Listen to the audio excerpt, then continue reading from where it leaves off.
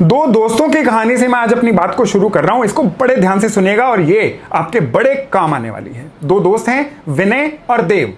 जो विनय हैं ये किसी कंपनी में सेल्समैन का काम करते हैं और इनकी कोई भी नौकरी जो है 3-4 महीने से ज्यादा टिकती ही नहीं है। कारण ये है कि विनय को बहुत ज्यादा मेहनत उससे हो नहीं पाती है। उसकी जो क्वालिफिकेशन है वो इतनी ज्यादा अच्छी नहीं है कि उसको कहीं पे कोई बहुत अच्छी नौकरी मिल जाए, और जो भी क्वालिफिकेशन है उसके हिसाब से जो भी नौकरी मिलती है उसमें जितनी भी सैलरी है उससे दुगना काम करना पड़ता है, जिसकी वजह से वो अपने आप को बड़े ही स्ट्रगल में पाता है। और स्पेशली उसकी जो हैबिट्स हैं वो भी अच्छी नहीं है। वो सिगरेट भी पीता है, वो बीच बीच में शराब भी पीता है और उसको जीवन में पैसे बचाने की आदत भी नहीं है। ठीक उसी समय पे उसका बिल्कुल नेक्स्ट डोर नेबर, उसका बचपन का दोस्त देव, वो एक जाना माना सर्जन है। दोनों सेम एज ग्रुप के हैं और बचपन में स्कूलिंग भी दोनों की इकट्ठे हो रखी है। जो देव है उसकी अपॉइंटमेंट में ही लेने में 2-2 3-3 महीने लग जाते हैं और कहते हैं कि उसके हाथ में तो ईश्वर बसता है, वो जिसको भी हाथ लगाए पेशेंट उससे ठीक हो जाता है। इतना काबिल डॉक्टर है वो। अब दोनों की लाइफ में थोड़ा सा पीछे, कुछ साल पीछे जाके देखते हैं। कुछ साल पहले तक जब दोनों स्कूलिंग में थे, जो विनय था, जो आज स्ट्रगल कर रहा है, वो तब लगातार कंफर्ट जोन में था। वो लगातार अगर मोबाइल चलाता था, मोबाइल ही चलाता रहता था, गेम खेलता था, गेम खेलता रहता था। उसको अपने फ्यूचर के बारे में कोई विजुअलाइजेशन नहीं थी, उसको अपने जीवन का कोई पर्पस पता नहीं था। लेकिन ठीक उसी समय पे जो देव था उसको अपने जीवन का पर्पस भी पता था और उसी पर्पस को लेके उसके हर एक्शन जो था उसी पर्पस के लिए हो रहा था। वो डॉक्टर बनना चाहता था, डॉक्टर्स को विजुअलाइज करता था। जब सही समय आया उसने मेडिकल ऑप्शन ट्राई करके अपनी डॉक्टरी की पढ़ाई को शुरू भी किया। वो कंफर्ट जोन में कभी नहीं रहता था और हमेशा बर्न करके अपने आप को अपनी पढ़ाई में चलता रहता था। अब ये जो चीजें हैं, आपको एक आइडिया हो गया कि बचपन के कौन से एक्शन आज उनके वर्तमान का कंफर्ट या वर्तमान का संघर्ष बन रहे हैं। लेकिन इनका ग्रहों से कौन सा नाता है, आपके बर्थ चार्ट में ऐसे कौन से प्लैनेट हैं जो आपके जीवन के पैटर्न को इस तरह से बनाते हैं। और मान लीजिए कि आज अगर आप विनय की जगह पे हैं, यानी आप जीवन में स्ट्रगल कर रहे हैं, अपने कौन से ऐसे प्लैनेट्स को आप समझ जाएं, उनको सही कर लें कि आप एकदम से जीवन में कंफर्ट जोन में जाएं, एकदम जीवन से कामयाबी की तरफ चले जाएं और अपने हर संघर्ष को छोड़ के जीवन में आप सक्सेसफुल होने की तरफ बढ़ें। आज के वीडियो की चर्चा का विषय बिल्कुल यही रहने वाला है। नमस्कार, मेरा नाम है योगेश शर्मा। स्वागत है आपका happy love with Yogesh Sharma में। और दोस्तों, इस वीडियो में आगे बढ़ने से पहले एक विनम्र निवेदन कि अगर अभी तक आपने अपने चैनल को सब्सक्राइब नहीं किया है ना, तो कृपया सब्सक्राइब जरूर करिएगा और बेल बटन दबाना बिल्कुल मत भूलिएगा। इस कहानी के माध्यम से आज मैं 2 प्लैनेट्स, 2 ग्रहों की तरफ आपका पूरा ध्यान आकर्षित करना चाहता हूं। जन्म कुंडली में 9 प्लैनेट होते हैं, लेकिन ये जो 2 प्लैनेट है ना, इनको मैजेस्टिक प्लैनेट बोला गया है, राजसी प्लैनेट बोला गया है। ये ल्यूमिनरीज कहा गया है इनको। ये प्लैनेट हैं सूरज और चंद्रमा, यानी चंद्रमा जो रात में रोशनी देता है और सूरज जो दिन में रोशनी देता है। ये 2 ऐसे प्लैनेट हैं जिनके ऊपर आप समझ लीजिए पूरे के पूरे हमारी कुंडली की स्पाइन है। हमारी पूरी की पूरी कुंडली जो है इन्हीं 2 प्लैनेट पे टिकी हुई है। हमारा पूरा जीवन इन्हीं प्लैनेट्स पे टिका हुआ है। फिर राहु हो, शनि हो, बुध हो, गुरु हो, शुक्र हो, आप सभी प्लैनेट समझ लीजिए कि इनको एड देते हैं। ये 2 जो प्लैनेट है ना, जिसके बर्थ चार्ट में ये डिफॉल्ट सेटिंग में सही हो गए तो आप समझ जाइए उसका जीवन तो धन्य है। लेकिन जिनके सही नहीं है, उन्होंने सही कर लिए तो उनका जीवन भी धन्य होने में कोई समय नहीं लगता है। चंद्रमा जो है ना, ये आपका थॉट प्रोसेस है। कोई इंसान सोचता किस तरह से है, ये चंद्रमा है। कहते हैं ना कि जैसी जिसकी सोच, यानी जैसी सोच होगी इंसान उसी लेवल पे जाएगा। जितना आगे आगे का सोचेगा वहां तक पहुंचेगा। ये सारे का सारा थॉट प्रोसेस जो है ना, किसी भी इंसान के चार्ट में चंद्रमा कंट्रोल करते हैं। अब जिसके चंद्रमा खराब होंगे ना, वो इंसान छोटी सोच का मालिक होगा। जिसके चंद्रमा खराब होंगे वो इंसान एक थोड़े से पैसे बचाने के लिए 10 दुकानें घूमेगा। ये खराब चंद्रमा की निशानी है, यानी उसके लिए समय की कद्र नहीं होती। वो चवन्नियां अठन्नियां बचाने में अपने जीवन का कीमती समय जो दोबारा आएगा ही नहीं, उसको बेकार कर देता है।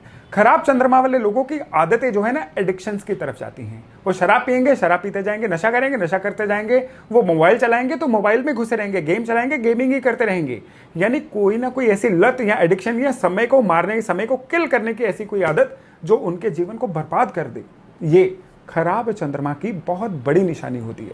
खराब चंद्रमा की दूसरी बड़ी निशानी क्या है कि इंसान घबरा जल्दी जाता है, उसका मन बड़ा उदास रहता है। वो ज्यादातर निराशावादी सोच का मालिक बन जाता है कि उसका तो कुछ हो ही नहीं सकता।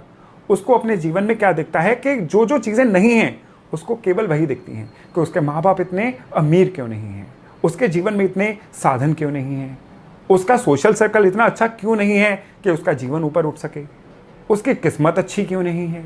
यानी जो चीज़ें नहीं है ना वो उसको हमेशा दिखती है। कहते हैं ना काउंट द ब्लेसिंग्स, कि उसको ब्लेसिंग्स कौन कौन सी है वो कभी नहीं देखेगा। जो जो चीज़ें उसके पास है और बाकियों के पास नहीं है वो हमेशा उन चीज़ों को इग्नोर करेगा। ये होती है खराब चंद्रमा की निशानी। खराब चंद्रमा वालों की अगली एक निशानी होती है कि जब भी जीवन में कोई घबराहट का माहौल आ जाए ना वो एकदम से धराशायी हो जाते हैं। वो बिल्कुल उनके हाथ पैर ठंडे पड़ जाते हैं, वो एकदम से पैनिक मोड में आ जाते हैं और उसी पैनिक में आके कोई ना कोई रॉन्ग डिसीजन ले लेते हैं। ये होती है खराब चंद्रमा की एक और निशानी।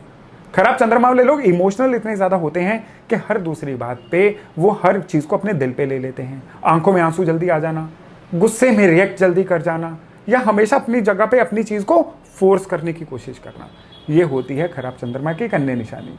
अब चंद्रमा इतनी कोशिश कर करके जब खराब कर लिया ना, अब इसका सेकंड स्टेज आ जाती है कि जीवन में कोई भी चीज़ कंटिन्यू नहीं रह पाती है। नौकरी है तो वो कंटिन्यू नहीं रहेगी, धन की आमद है तो वो कंटिन्यू नहीं रहेगी, उनकी अपनी इमोशनल हेल्थ जो है वो कंटिन्यू नहीं रहेगी। यानी जीवन में फ्लक्चुएशंस, उतार चढ़ाव उनके जीवन में लगातार आते रहते हैं। ये चंद्रमा के खराब होने की अन्य निशानी है।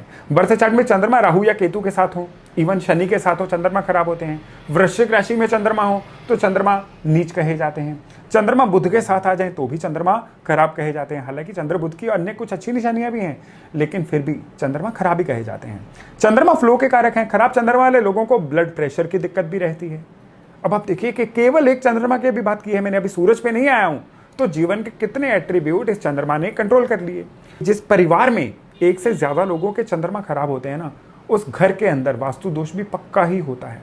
उस घर के अंदर कभी शांति का माहौल नहीं होता। मियाँ बीवी आपस में लड़ते रहेंगे, पिता पुत्र आपस में लड़ते रहेंगे, सास बहू आपस में लड़ते रहेंगे। जिन घरों में ये झगड़े निरंतर होते हैं ना, वहाँ पे फैमिली मेंबर में एक से ज़्यादा लोगों के चंद्रमा ही खराब होते हैं।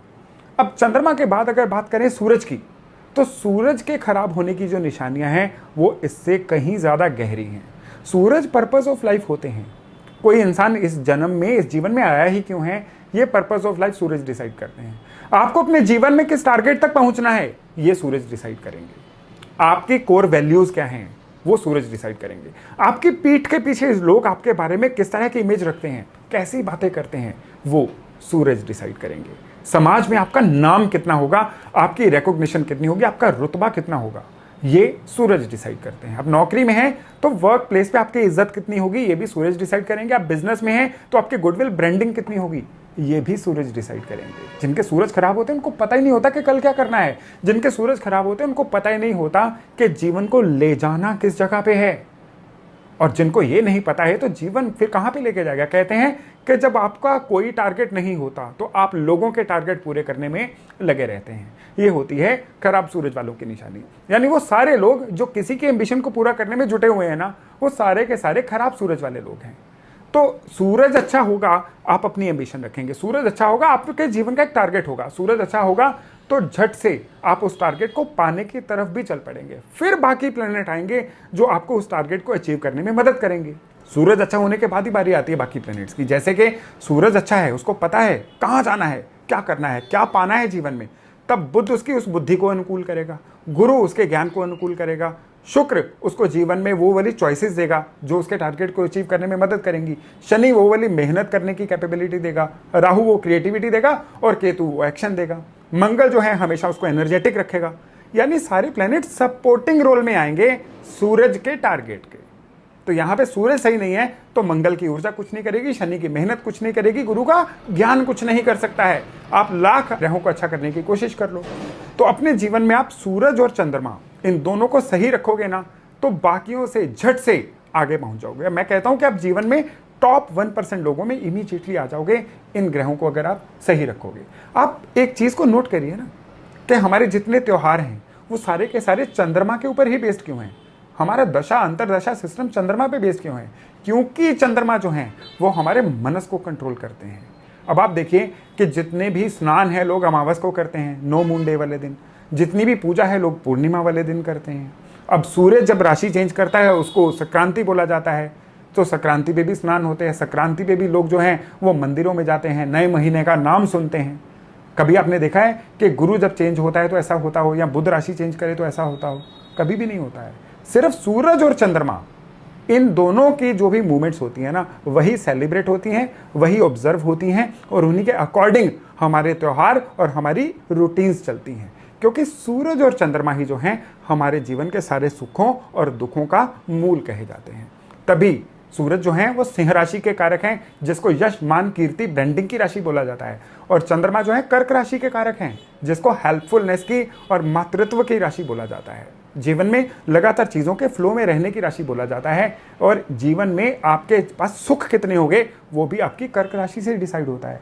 तो आपके जीवन के सुख, आपके जीवन का नाम, ये सारी की सारी चीज़ें सूरज और चंद्रमा ही कंट्रोल करते हैं। अब आपको लगता है कि सूरज और चंद्रमा खराब हैं, तो इनको सही कैसे किया जाए? अगर आपको लगता है आप बहुत इमोशनल हैं, आपसे इमोशंस कंट्रोल ही नहीं होती हैं, तो चांदी का स्क्वायर टुकड़ा, सफ़ेद धागे चांदी की चेन में गले में पहन के रखिए। अगर आपको लगता है कि आपको लत लग गई है किसी चीज़ की और वो लत को आप छोड़ना चाहते हैं, तो फिर आप क्या करिएगा, आप लाल कपड़े में सौंफ बांध के अपने तकिए के नीचे रखिए। बड़ी से बड़ी लत छूटने के आपके अंदर फीलिंग पैदा होनी शुरू हो जाएगी, और उस फीलिंग को पूरा आपने और बल देना है तो राइट कलाई में लाल मौली बांध के रखिए। इससे आपकी रही सही भी जो लत है ना, वो जाती रहेगी। हाँ, इसमें कोशिश आपको करनी पड़ेगी। आपके जीवन में आपको लगता है कि ये आपकी गुडविल ही नहीं है, लोग आपको रिकॉग्नाइज ही नहीं करते हैं, पूछते ही नहीं है, तो पानी में चीनी डाल के रोज सूरज को जल देना तो शुरू करिए ही करिए। साथ ही साथ आप अपने राइट हैंड के रिंग फिंगर में कॉपर का छल्ला पहन लीजिए। इसको संडे वाले दिन पहनिएगा, फिर देखिएगा किस तरह से आपको क्लैरिटी होती है कि जीवन में कहाँ जाना है, और आपके जीवन में रिकॉग्निशन और नेम एंड फेम भी मिलता है। और इन चीज़ों के अलावा आपको अपने घर का जो पूर्व है ना, वहाँ पे पूरी की पूरी सफाई रखनी है। पूर्व में नीला रंग कभी मत रखिएगा, नहीं तो जीवन में नाम हानि होगी, नेम एंड फेम खराब हो सकता है, ब्रांडिंग खराब हो सकती है। और चंद्रमा को सही रखना है तो अपने घर के नॉर्थ ईस्ट को साफ सुथरा रखिए। नॉर्थ ईस्ट में पीतल के लोटे में गंगा जल भर के रखिए। देखिए किस तरह से आपके नॉर्थ ईस्ट को एनर्जी मिलती है, बदले में आपके चंद्रमा को एनर्जी मिलती है। और इन सब चीज़ों के अलावा चंद्रशेखर शिव यानी भगवान शिव, जिनके माथे पे चंद्रमा विराजमान होते हैं, उनकी एक फोटो को घर के मंदिर में लगा के रखिए और उनके आगे बैठ के रोज ओम नमः शिवाय का जप करिए। जिनको लगता है कि चंद्रमा के जितने एट्रीब्यूट इस वीडियो में मैंने बताए हैं वो वीक हैं, तो पूर्णिमा की रात को, फुल मून को देख के 108 बार ओम नमः शिवाय का जप करिए। देखिए किस तरह से आपके चंद्रमा बलवान होते हैं। और सूरज के ओवरऑल आपने बेनिफिट लेने हैं तो विष्णु सहस्त्र नाम रोज पढ़िए, और फिर देखिएगा किस तरह से सूर्य भगवान आपकी मदद करते हैं। आपको सूर्य के रिजल्ट और ज़्यादा पावरफुल तरीके से चाहिए और तेज़ी से चाहिए, तो आदित्य हृदय स्त्रोत जो है इसका उच्चारण करिए। उच्चारण नहीं कर सकते हैं तो इसको ऑनलाइन लगा के सुन ही लीजिए, कम से कम कानों में जाए, और इसका बहुत ज़्यादा फर्क आपको अपने जीवन में ब्रांडिंग के रूप में और अपने पर्पस ऑफ लाइफ के रूप में देखने को मिलेगा।